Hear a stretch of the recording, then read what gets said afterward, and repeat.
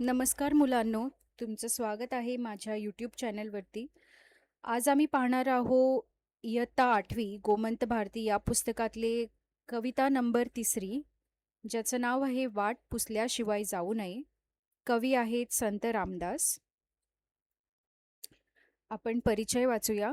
नारायण सूर्याजी पंत ठोसर, शिवकालीन श्रेष्ठ संत कवी. त्यांनी समर्थ संप्रदायाची स्थापना केली. परमार्थाबरोबर माणसाने प्रपंचही नेटका करावा, शक्तीची उपासना करावी, देश आणि देव या दोघांची सेवा करावी असा उपदेश त्यांनी केला. त्यांच्या रचनेत आवेश, तळमळ, सहजता दिसून येते. रामदासांनी खालील ओव्यात माणसाने कसे वागू नये याविषयी हितकर उपदेश केला आहे.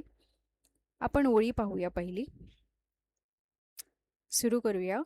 वाट पुसल्याशिवाय जाऊ नये, फळ ओळखल्याविण खाऊ नये, पाहिली वस्तू घेऊ नये एकाएकी, क्षणाक्षणा रुसू नये, लटिका पुरुषार्थ बोलो नये, केल्याविण सांगू नये आपुला पराक्रमो, धूम्रपान घेऊ नये, उन्मत्त द्रव्य सेवू नये, बहुच्छकांक्षी करू नये मैत्री कदा. तर आपण आता एक एक ओळींचा अर्थ जाणून घेऊया. तर पहिली ओळ आहे, वाट पुसल्याशिवाय जाऊ नये. कोणत्याही ठिकाणी निघण्यापूर्वी वाट विचारूनच जावे. आपण कुठे चाललो आहोत हे न विचारता किंवा दिशा न जाणता निघू नये. आधी नीट विचारावे, मग निर्णय घ्यावा. इंग्लिशमध्ये याचा अर्थ असा होतो की don't go anywhere without asking or knowing the way. Always think before you act or move. It teaches carefulness and planning. पुढची ओळ बघूया. फळ ओळखल्याविण जाऊ नये. ह्याचा अर्थ असा आहे की फळ ओळखल्याशिवाय खाऊ नये. काही फळे विषारी किंवा अपायकारक असू शकतात. प्रत्येक गोष्ट ओळखून तपासून मगच स्वीकारावी.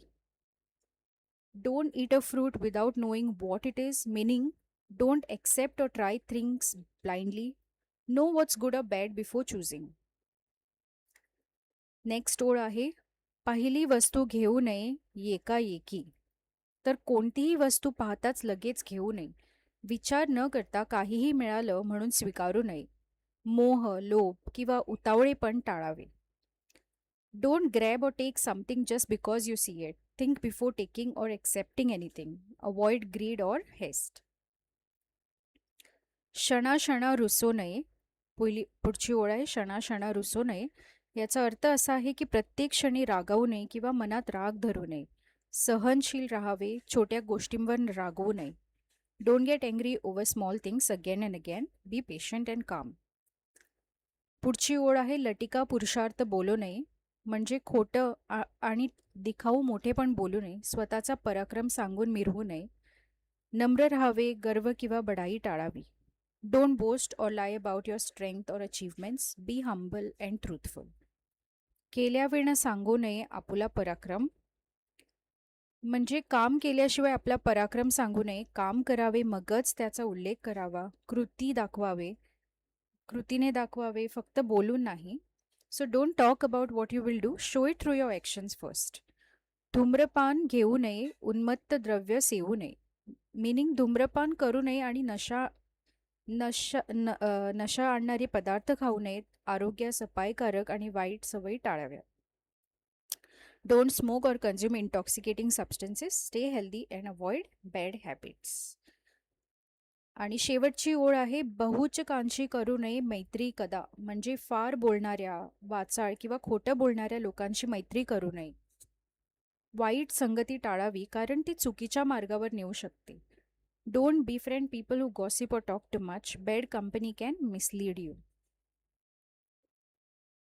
तर रामदास स्वामी या ओव्यांमध्ये आपल्याला संयम, शहाणपण, नम्रता आणि चांगली संगत ठेवण्याचा उपदेश देतात. आणि ते सांगतात की माणसाने विचारपूर्वक निर्णय घ्यावा, चुकीच्या सवयी टाळाव्यात आणि विनम्र व प्रामाणिक राहावे.